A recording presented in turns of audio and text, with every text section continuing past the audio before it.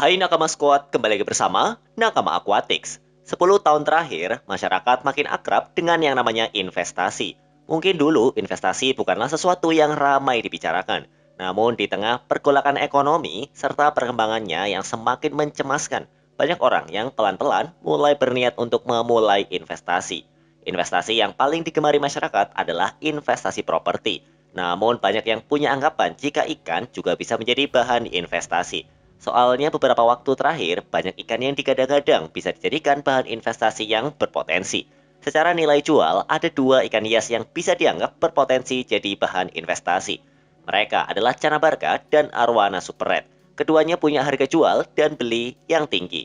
Nggak seperti ikan lain yang biasanya secara umum punya harga jual justru menurun. Kedua ikan ini malah bisa makin tinggi. Kripto minggir nih kalau misal keuntungan dari pelihara ikan bisa berlipat. Lalu, kira-kira apakah ikan beneran bisa jadi bahan investasi? Resikonya gede nggak? Lebih cuanan mana? Pelihara ikan arwana super red atau canabarca? Tonton video ini sampai habis ya. Bab 1. Investasi ikan hias emang bisa.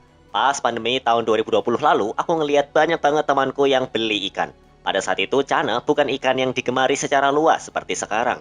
Menikmatnya masih sangat segmented atau tersegmentasi. Mereka membeli ikan cana yang ukurannya masih kecil. Faktor utamanya ya karena harganya yang murah. Masa karantina yang dulu membuat hampir semua orang mesti berdiam di rumah membuat mereka sangat getol dengan hobinya yaitu pelihara cana. Cana pulkra yang mereka beli dengan harga 75.000 per ekor selang 4 bulan kemudian ditawar dengan harga yang cukup mahal, sekitar Rp250.000. Memang cana pulkra tersebut ukurannya bertambah besar. Dari mereka membeli di ukuran 5 cm, 4 bulan kemudian ikan tersebut udah 15 cm. Karena waktu itu cana baru naik, jadi hype-nya memang lagi gede banget. Alhasil, beberapa temanku tersebut bisa cuan sekitar 150.000 per ekornya dari menjual cana rawatannya. Aku jadi mikir, ternyata investasi ikan hias itu bisa dilakukan dan sangat menghasilkan. Banyak orang yang beranggapan kalau investasi ikan itu mayoritas adalah dengan daging ikan. Seperti membuka toko ikan, padahal kamu juga investasi tapi dengan cara hanya memelihara ikan. Jadi selain menjalankan hobi, kamu juga bisa punya aset yang berharga yaitu ikan peliharaan kamu. Umumnya banyak orang yang bilang kalau ikan yang paling pas dijadikan investasi adalah arwana supret. Mengapa begitu? Karena harga jualnya bisa jauh lebih tinggi dari harga beli. Plus ikan ini jarang banget turun harganya. Karena memang harganya stabil, banyak penghobi yang memilih arwana supret sebagai ikan peliharaan sekaligus bahan investasi. Mulanya ikan arwana supret berukuran baby bisa kamu dapatkan dengan harga di bawah 2 jutaan. Dengan treatment yang baik, ikan ini bisa tumbuh besar dan punya harga jual berlipat-lipat mencapai 20 hingga 30 juta rupiah. Berbeda dengan investasi yang lain, investasi arwana spread anti menghasilkan beban pikiran jika dijalani dengan komitmen dan kecintaan. Arwana spread selain dihitung dari kualitas warna ikannya, harga jualnya juga masih berpatokan kepada ukuran ikan. Jadi, walau misal ikanmu nggak tampil ngejreng selayaknya ikan di kontes, kamu tetap bisa menjual arwanamu dengan harga yang lebih tinggi karena ukurannya menjadi pertama besar. Modalnya ya cuma dikasih makan secara teratur dengan disediakan akuarium plus filtrasi yang baik. Jikalau kamu sukses mengembangkan ikan yang tadinya kamu beli dengan harga 2 jutaan, menjadi besar dan punya spek kontes, maka harganya mungkin bisa mencapai 20 hingga 30 jutaan rupiah. Jelas, investasi ikan bisa jadi sesuatu yang menggiurkan buat para penghobi. Di sisi lain, ada juga ikan yang digadang-gadang juga jadi ikan yang pas banget buat dijadikan bahan investasi. Dia adalah canabarca. Faktanya, apakah ikan gabus ini bisa menjadi sebuah investasi yang menjanjikan atau malah jadi investasi bodong?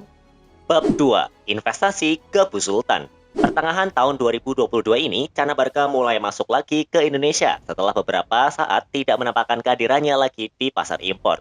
Sebelum akhirnya dimasukkan lagi ke pasar impor, banyak penghobi yang beranggapan kalau Cana Barca udah nggak bisa lagi dijual di Indonesia karena punah di alamnya.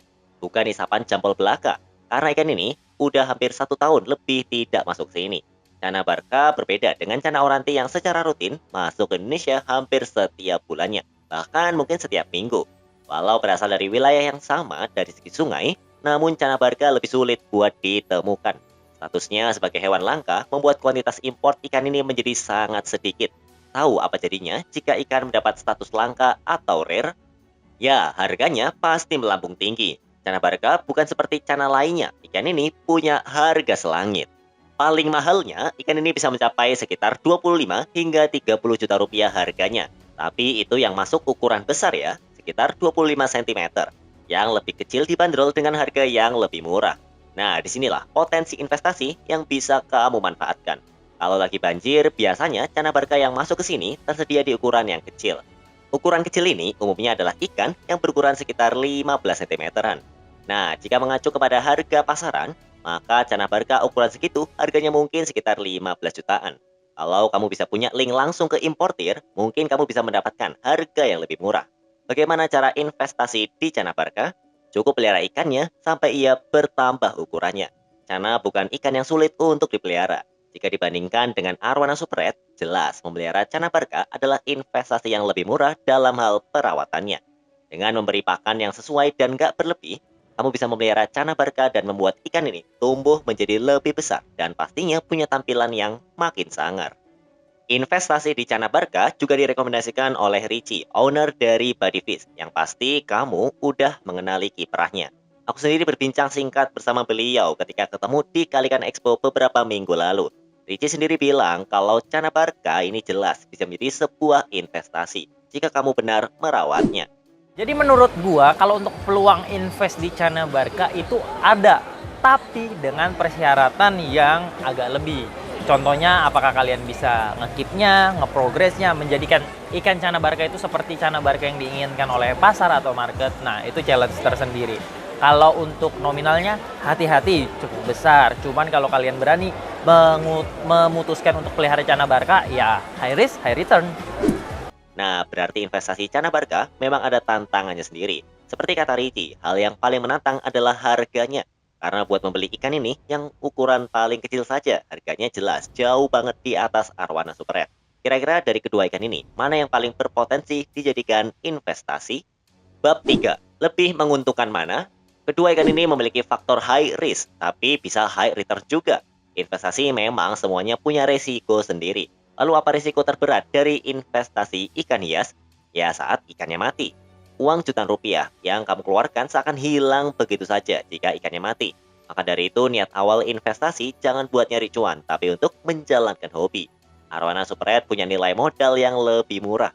Dengan modal sekitar 5 jutaan, kamu bisa membeli satu baby Arwana Super Red yang udah ada sertifikat, serta akuarium, lampu, dan filternya. Sedangkan untuk Cana Barca, mungkin yang termurah bisa 12 juta. Itu ikannya saja ya. Enaknya kalau pelihara arwana super red itu selain modalnya lebih murah, ikan ini juga dikenal tidak pernah turun harganya. Memang jika dibandingkan 10 tahun lalu, harga arwana super red sekarang jadi lebih murah. Tapi hal itu nggak membuat harganya jatuh. Karena ikan yang dibeli 10 tahun lalu, sekarang harganya juga nggak akan sama. Namun kekurangannya adalah status arwana super red yang sukses dibudidayakan membuat stok ikan ini di pasaran jadi banyak.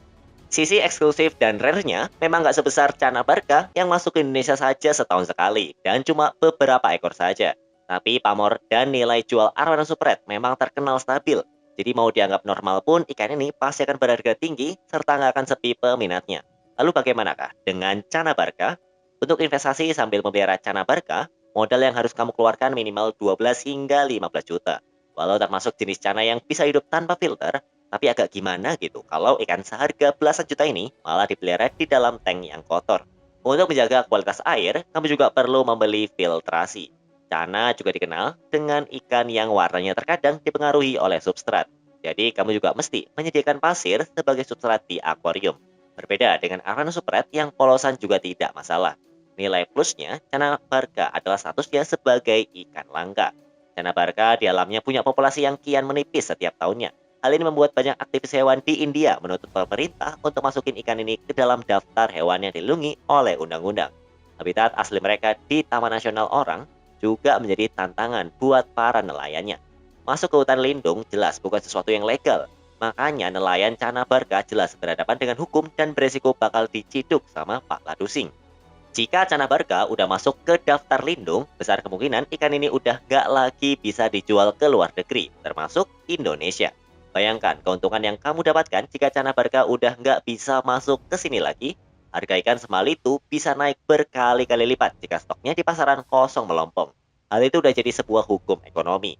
Jika supply-nya nggak ada di saat demand-nya naik, maka harga ikan juga pasti akan jauh melambung. Hal ini nggak bisa kamu temui di Arowana Super Red yang sekarang sudah dikelola secara berkelanjutan karena hampir semua ikan yang dijual di pasaran adalah ikan budidaya. Jadi stok Arowana Super Red mungkin nggak banyak, tapi akan selalu ada. Berbeda dengan Cana Barca yang bisa menghilang selama 1 tahun sebelum akhirnya muncul lagi ke pasaran. Faktor mengapa Cana Barca nggak punya stok tetap juga dijelaskan oleh Ricci. Iya, jadi karena Cana Barca ini masih mengandalkan stok dari wild catch yang artinya tangkapan alam, jadi ikan ini benar-benar bergantung sama musim kawin atau musim beranak si ikan. Bab 4. Kesimpulan. Antara kedua ikan ini, dua-duanya memiliki value-nya sendiri. Keduanya bisa menjadi investasi jangka panjang yang berpotensi. Namun seperti investasi lainnya, investasi ikan memang menantang. Kamu dituntut harus memberikan yang terbaik kepada si ikan agar ikan tidak berakhir dengan nasib yang buruk alias kematian. Jika ikan mati, jerih payah, tenaga, waktu, dan biaya yang udah kamu keluarkan jelas menghilang.